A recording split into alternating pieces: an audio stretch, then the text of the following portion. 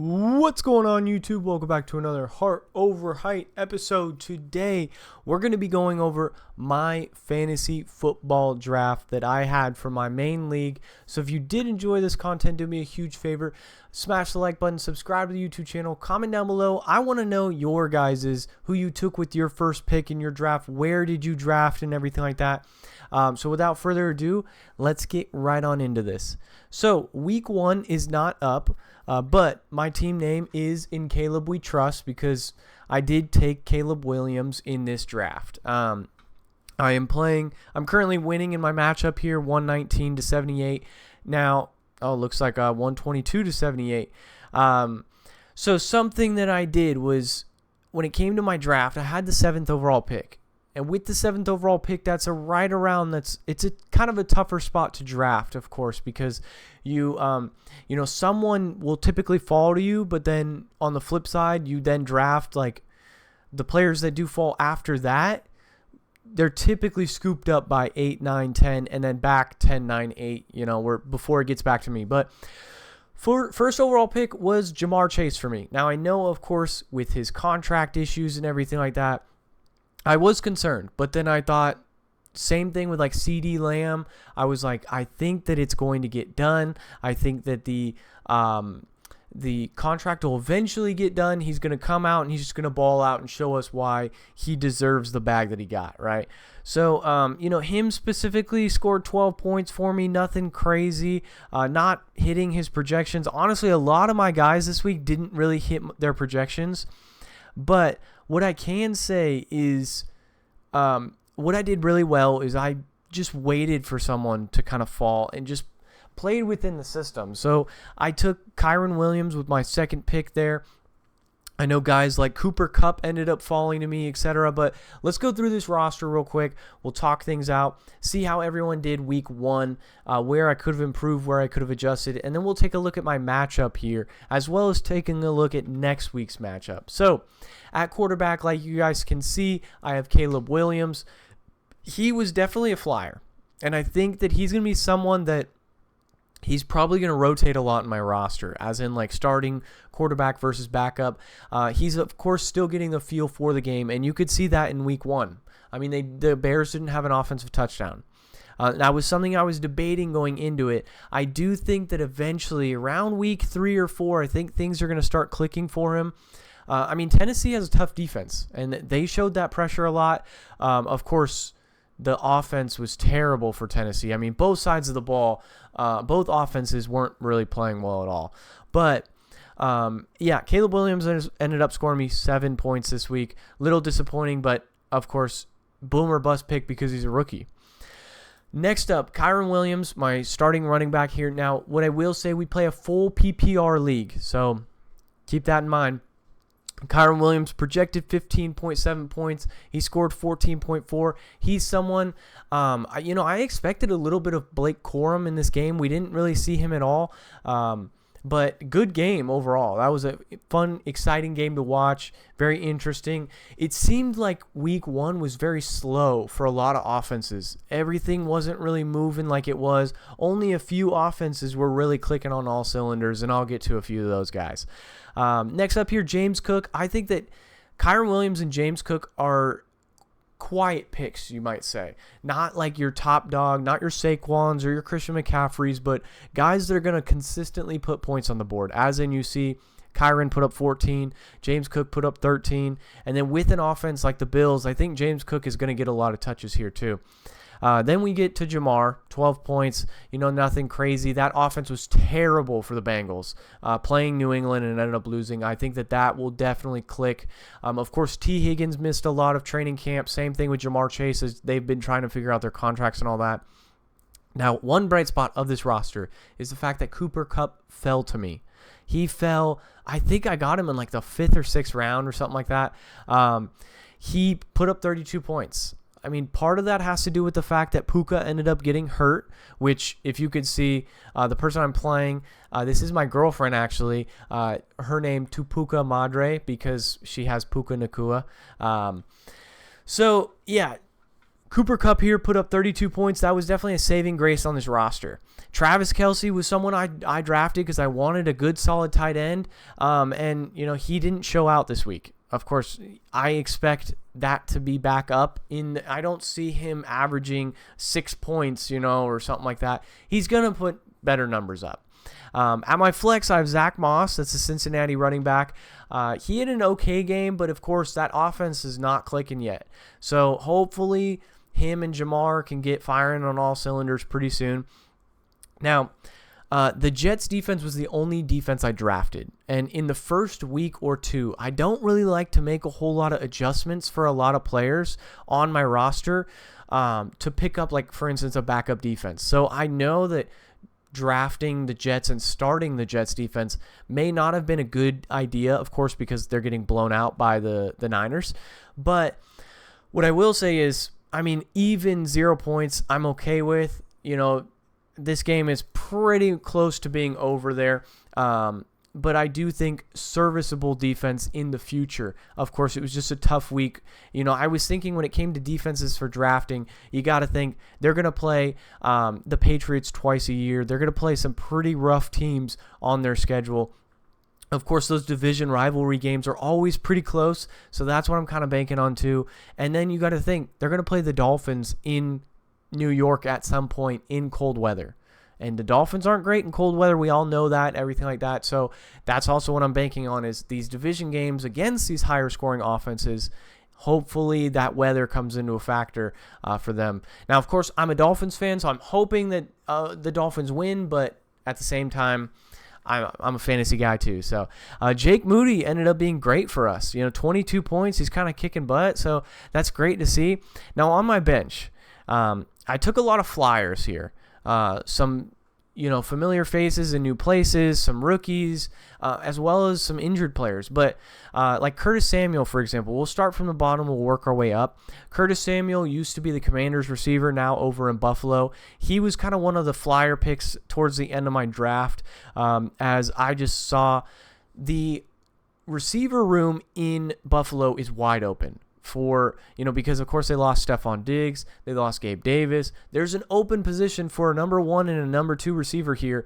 Now I see that as a possible Curtis Samuel being a flex option in the future, probably for one of those bye weeks, as well as like Keon Coleman. Of course, I see him as the number 1, but I don't have Keon Coleman. He didn't fall to me, but Curtis Samuel could be putting up some serviceable points in the future, especially with things kind of getting going over there for Buffalo. Trevor Lawrence being my backup quarterback. He was somebody that I looked at. I was like, he just got the big contract. I think that they will be better. Trevor will be better, especially after this game. It was kind of a lot of like bad offensive play. Travis Etienne getting the ball knocked out and fumbling it, losing the ball in the red zone. Pretty tough for them. At one point they were up 17 to like 3, I believe. Had the opportunity, if they would have scored in that red zone play, to be up 24 to 3. But of course, Trevor Lawrence, I think he'll bounce back, and him and Caleb Williams, I definitely think that's my weakest spot on my team is my quarterback position. I think a lot of other places, running back, receiver, defense is solid, tight end's pretty solid. I think I'm pretty solid everywhere besides quarterback. Speaking of tight end, TJ Hawkinson is somebody that I know he's going to be out for a few weeks, but he is pretty much going to be my bench tight end. So Travis Kelce is either injured or it's his bye week. I'm putting in TJ Hawkinson.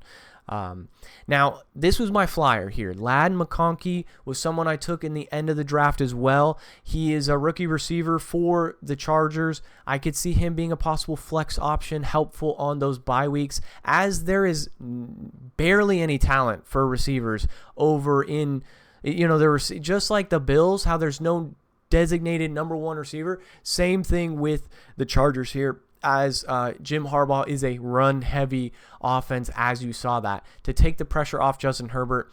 But we did see Ladd McConkey put up 14.9 points. Pretty solid overall for your first official, NFL game. Next up, Tennessee's running back, Tony Pollard, of course, coming over from the Cowboys. He put up a really good game, actually. I see him, especially with Will Levis's quarterback play this last week. Tony Pollard's probably going to be someone I'm going to keep an eye on. I might end up putting him in that flex position instead. It's between him and Zach Moss for sure. We'll see how Cincinnati's offense is doing next week, as well as who they're playing. That definitely plays into a huge factor. I just wasn't so set on the reason I started Zach Moss was New England's defense. I didn't trust at all. I don't trust their offense or defense at all. And then Chicago's defense, I knew they've got a good front seven. So I was like, I'll hold off on Tony Pollard for the week. Next up here, Amari Cooper. Amari Cooper, I think that they're going to end up, the Browns are going to go to Jameis Winston eventually. I don't know if it's next week. I don't know if it's 2 weeks from now, but I do see it. I think that Jameis is going to be the quarterback, and that's when he's going to let it fly, and these receivers for Cleveland are going to have some big baller games, i.e. Amari Cooper, when he was with Dallas, had some pretty big baller games, and same time even with Cleveland.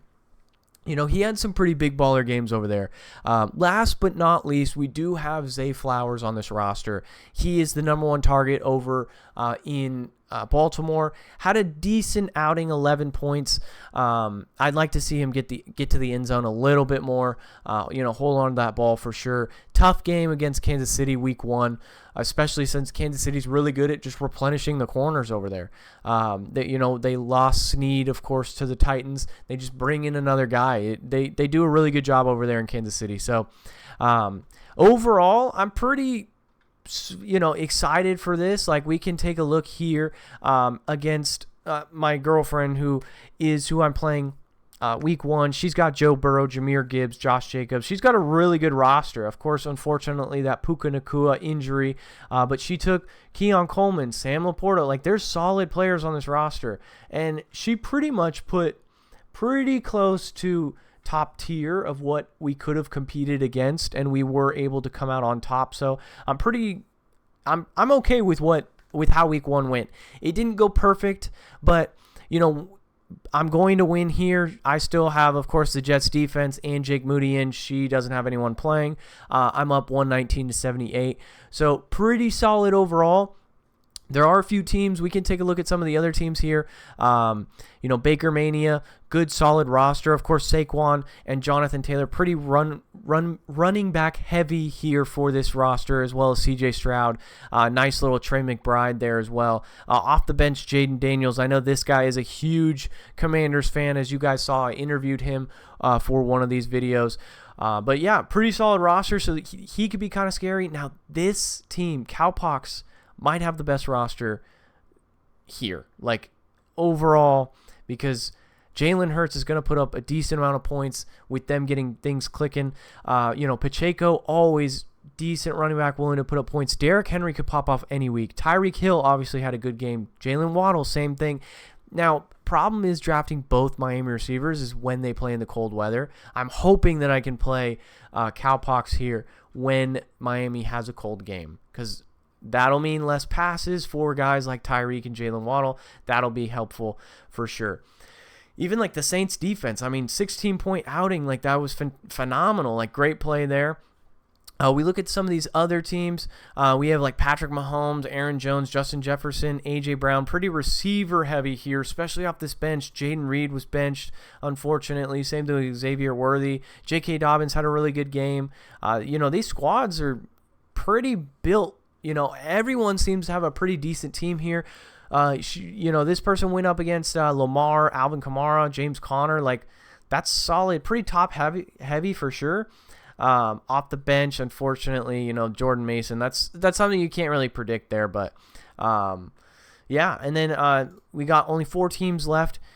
This was interesting. This roster here took back-to-back quarterbacks with their first and second pick, Aaron Rodgers and Josh Allen. So I was a little question there, but I knew that this guy ended up just putting in his picks and then auto drafting. So Stevenson had a pretty solid outing.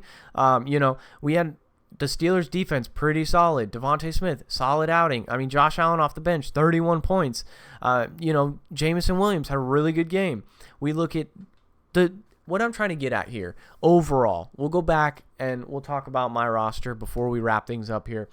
Overall, the talent is very spread. We have a lot of good guys, and then the week-to-week scenario, it's going to be crucial for me specifically to be adjusting, these flex positions here with Zach Moss, or even, I got to keep an eye on these running backs. I think that's going to be same thing with my quarterback. I think that hopefully I can keep a good rhythm here with figuring out whether Zach Moss is my running back 3 or maybe one of these receivers pops off, or Tony Pollard. And then same thing with quarterback. I might try and look, because I do have a decent amount of running backs, I might try and look for a trade to package, a Pollard and a Trevor Lawrence to try and go get a better quarterback. But we'll kind of see as the season goes. I kind of like to use the first week or two as just a filler. Just feel out everything, see how it's going. So yeah, in the comments down below, I want to know how you guys did week 1. Let me know what your win-loss was for this very first week. Who you drafted. Did you have any big injuries? Did someone pop off that you didn't expect? Or did you have a disappointing player? Maybe someone like Puka who got injured. Let me know down in the comments below. So, all right, guys, it's been another Heart Over Height episode, and I'll catch you guys in the next one. Peace.